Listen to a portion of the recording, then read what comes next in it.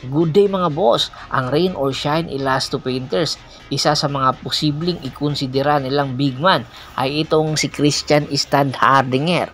Ayon nga mismo sa isang artikulo ng Spin.ph, pinag-iisipan daw ng management ng Rain or Shine Elasto Painters ang pagkuha kay Christian Standhardinger sa pamamagitan po ng isa nilang player na matalik na kaibigan nitong si Christian Standhardinger.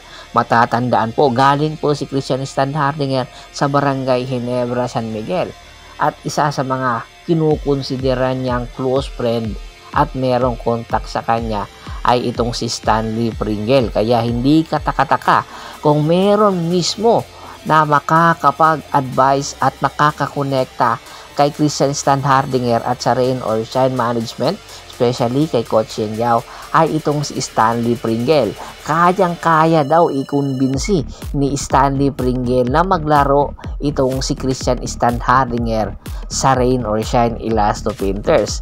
Alam mo naman po natin na itong si Christian Standhardinger, kahit hindi po ito naglalaro ngayon, ay kayang-kaya niya pa rin makipagsabayan sa mga player ng PBA. At hopefully, kung masakali nga pong makuha itong si Christian Standhardinger ng Rain or Shine Elasto Painters, isa po itong good addition na magpapalalim sa lineup ng Rain or Shine Elasto Painters. Matatandaan po, mag-iisang taon na nga pong hindi naglalaro itong si Christian Standhardinger sa PBA matapos nga po hindi na nga po pumirma ng kontrata or extension contract sa Terra Firma Jeep. Kaya naman po ang kanyang rights ay nasa Terra Firma Jeep pa rin. Kung sakali nga po ang negotiation na ito ay matuloy, ay kayang-kaya daw ng Rain or Shine Elasto Painters na magpakawala ng kanilang mga future picks at mga bench players o rookie para lang makuha itong si Christian Standhardinger. Dahil nga po ang number 1 option nga po ng Rain or Shine Elasto Painters or gustong goal ng Rain or Shine Elasto Painters ay makapasok at makuha ang kampyonato. At ang second option nga po ng Rain or Shine Elasto Painters at ni Coach Yeng Yao sa free agent market, na kung saan available nga po sa free agent market itong si Justin Chua matapos nga pong ilagay na po ito ng Blackwater sa free agent market at hindi na nga po pinapirma pa at hindi na nga rin po inilagay sa final roster ng Blackwater itong si Justin Chua. Matatandaan po, si Justin Chua ay nakapaglaro na rin po ito kay Coach Yeng Yao sa ilalim ng NLEX Road Warriors. Kaya hindi katakataka na gaman niya na rin ang sistema ni Coach Yeng Yao. Kaya naman siya yung second option ng Rain or Shine Elasto Painters.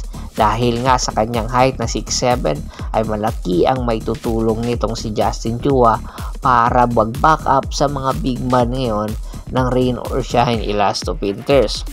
Kung sakali nga pong makuha itong si Justin Chua ng Rain or Shine Elasto Painters, ay magpapalalim po ito sa lineup ng Rain or Shine at hopefully malaking tulong itong kanilang pagkuha kay Justin Chua kung sakasakali nga po kung hindi po makuha talaga ng Rain or Shine Elasto Painters itong si Christian Standhardinger. Marami po silang option na po pwede natin ikagulat sa mga susunod na araw. At bago pa man natin tapusin ng ating kwentuhan, this is Percival Monteron at your service. Bago pa natin tapusin ay makipag-shoutout muna tayo sa ating mga solid na followers na lagi pong sumusuporta sa atin. Kay Kagawad Kat sa Kinudukusid ng Hagonoy, Bulacan, Anthony Lucky Alon at sa Lucky Alon family, Ricky Lanza ng Ricky Rider TV ng Tansa, Cavite, Michael Rosalado at Dennis Rosalado ng Calbayog City, Samar, Ryan Pangilinan at Michael Pangilinan